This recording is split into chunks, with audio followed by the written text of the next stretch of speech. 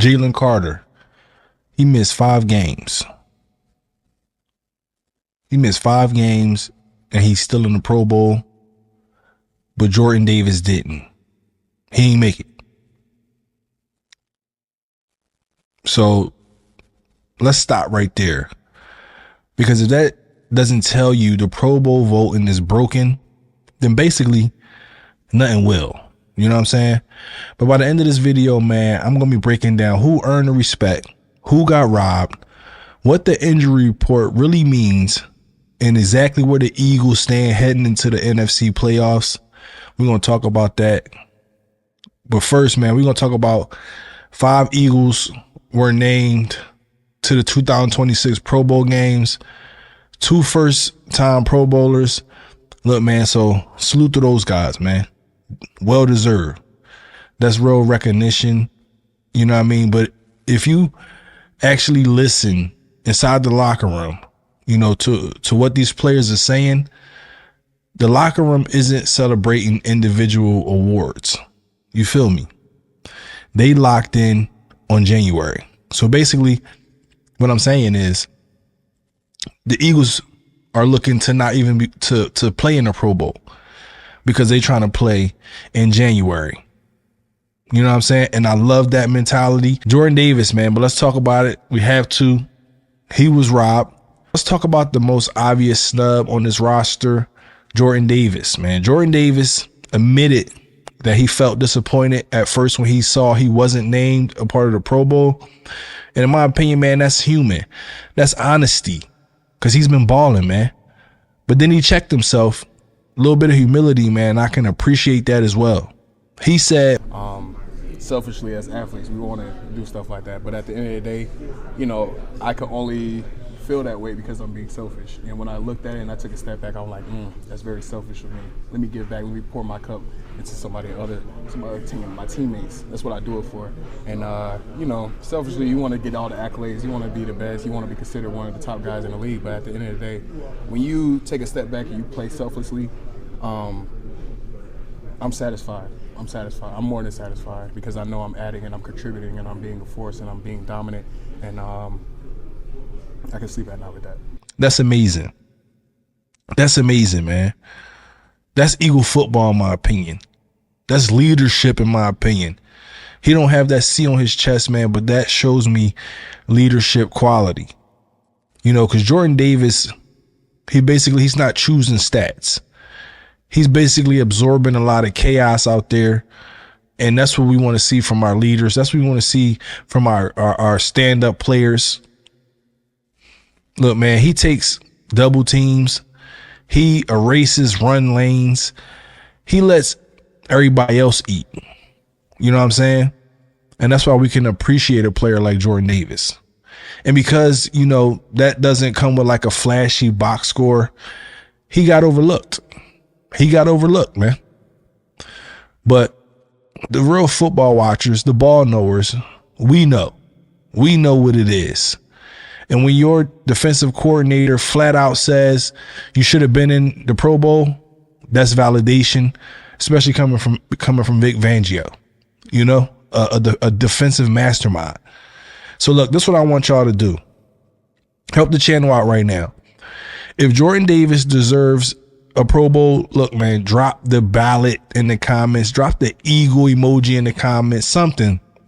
Let's see who actually watches the trenches here, because this comment section should be filled up with eagles or ballots, whatever. But let's talk about Jalen Carter, man. Let's talk about one Eagle who did get the nod. You know what I mean? And like I said, man, he missed 5 games this season. He just received PRP injections in both of his shoulders. You know, in my opinion, that's not load management. That's pain management. And today, man, he was back at practice, which says a lot. You know, despite missing time, man, Carter was named to his 2nd straight Pro Bowl, and he's the only Eagle Pro Bowl starter this year after missing all that time. In just 10 games, man, 32 tackles, 11 quarterback hits, 2 sacks. And here's the stat that actually matters. The Philadelphia Eagles are 3-2 in the games he missed. So that just basically say, good team without him. But when Jalen Carter's on the field, the defense hits another gear. You feel me?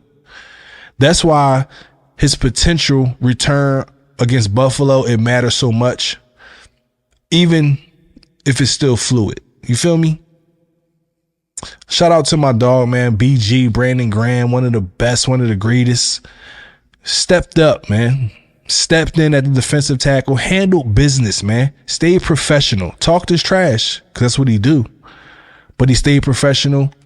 But let's be real, man. When Jalen Carter is ready, look, man, when he's fully back, the roles have to change. I still want to see my guy get some defensive tackle snaps, because he's been amazing. But you know, it's not disrespect in my opinion. That's what you basically call football hierarchy. Jalen Carter is one of them. He one of them. But let's hit the injury board, man. Let's be clean and honest. Jalen Carter is back at practice. Huge, amazing. Lane Johnson is not practicing with a foot injury. Nakobe Dean, which is amazing, is present but not practicing with a hamstring. You know, he did come out and tell the fans, you know, that he would be ready, and it's not something that we should be worried about. Basically, Landon Dickerson is present but not practicing with a calf injury. That's a real list, man, especially in the trenches, especially this late in the season. And let's talk about the kicker, man. Yes, we got to talk about the kicker check. Jake Elliott has been struggling lately, been terrible. But Nick Sirianni says he trusts him. He said, I'm not jumping off the ship, basically, of a proven vet because he's having a rough stretch. I want to see Jake, to make Missy Elliott, all the names y'all been calling him. He got to get back on track. Because in my opinion, man, kickers live on confidence. You miss an easy one. You miss another easy one. You miss a long one. Now you're just missing them all over the places. So I want to see Jake Elliott get back on track, but I do think it's time for the Philadelphia Eagles to be looking in that kicker department. That's just my opinion. Look, it is what it is. Now, this is the part right here, man. This is culture. Cooper DeJean said he FaceTimed his parents to tell them he made the Pro Bowl. That's a real moment right there. But then he said something that's even better in my opinion. He said he's even happier for Quinyon Mitchell because Quinyon Mitchell does not get the credit that he deserves, and I agree with that wholeheartedly. Nobody throws it his way, so he often gets overlooked. But let that go ahead and sit in, man. Just think about those things from Cooper DeJean, you know, how he cares about his brother. That's amazing. Second-year player, man, just made the Pro Bowl, and he's more excited about his teammate getting recognition. That's amazing. That's a locker room built on accountability. It's not built on no ego. There's no ego in this locker room because it's a bunch of players in there. That's how contenders move, especially at a young age. This is a great time to be a Philadelphia Eagle fan. The proof is in the pudding. It's in the pudding. Let's talk about Jalen Hurts, man. Still the standard.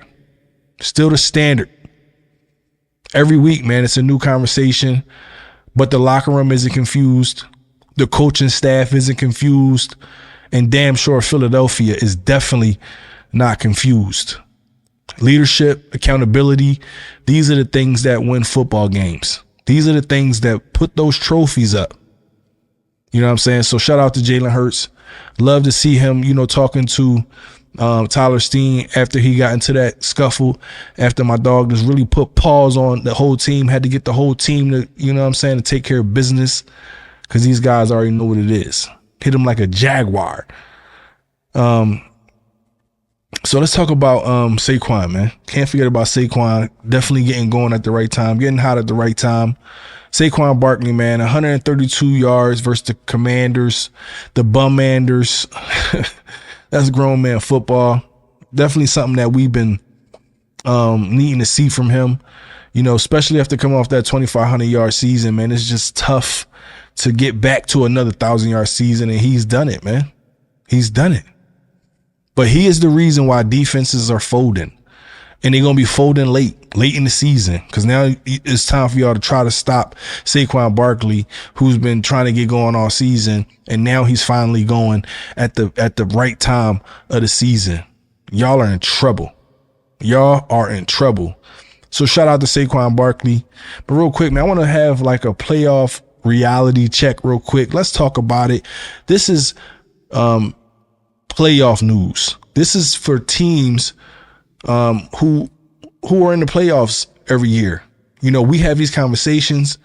If you're a part of the Commanders, the Dallas Cowboys, the Giants, just y'all can go do something else right now. Y'all can go probably talk mock draft right now.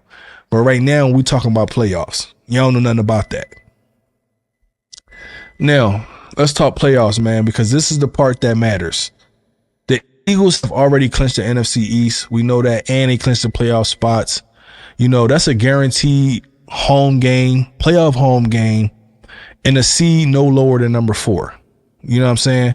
But the real question is, how high can the Philadelphia Eagles climb with the 2 games left in the season? Now, the number 1 seed, done.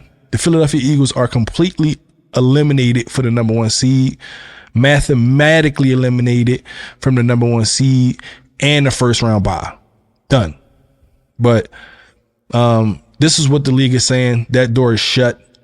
No debate. We had to move on from that, right? We understand. Now, number 2, possible, but very, very, very tight. Pause. Very, very tight. The number 2 seed is still possible, but the margin is razor thin. It's razor thin. You know what I'm saying? 2 things have to happen, man. The Eagles win both of the remaining games and finish 12-5. Chicago loses both remaining games and finish 11-6. And here's the catch. If you don't know, man, Chicago beat us. Chicago owns the head-to-head tiebreaker. So if the records are tied, the Eagles lose that battle. Now, that's why the odds right now sit at about 13%. Not out of it yet. And, you know, this week is going to tell us a lot. The number 3 seed, man, is the most likely seed that I think the Philadelphia Eagles will get. This is about 86%. So let's think about that. The Eagles clinch if they win one of their final 2 games, or Carolina loses one of their final 2 games. 1 win or a Carolina loss, and it's locked. That's control, in my opinion. The Philadelphia Eagles still put themselves in a good spot. You know what I'm saying? Eagles took care of business, won a Super Bowl last year, not from the number 1 seed. So anything can happen. Anything can happen. So look, there you go. The blowout game on Broad Street, pouring in from every direction and spanning several blocks. Pro Bowls are cool. They're all right. But this team, they not chasing individual validation. They chasing a Lombardi trophy.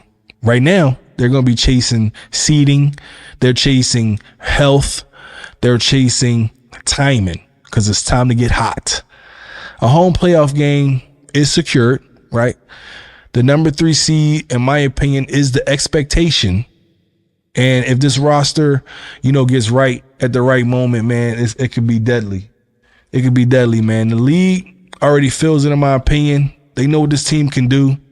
You know what I'm saying? So look, we're going to get in all that. We're going to talk about all that, man. We got the Bills coming up. Really good team coming up, man. It's going to definitely be a test. Probably the last test of the season before we hit the playoffs. But look, man, if you respect selfless football, I need everybody to, you know, hit that like button. You know, if you trust this defense with Carter coming back to the lineup this week, go ahead and hit that subscribe button for me. Next up, man, I'm breaking down, you know, what the Eagles defense look like versus this Buffalo offense, a high-power offense, you know, and how that game could, you know, shape momentum heading into the playoffs. We're going to talk about all that. That's what's coming up next.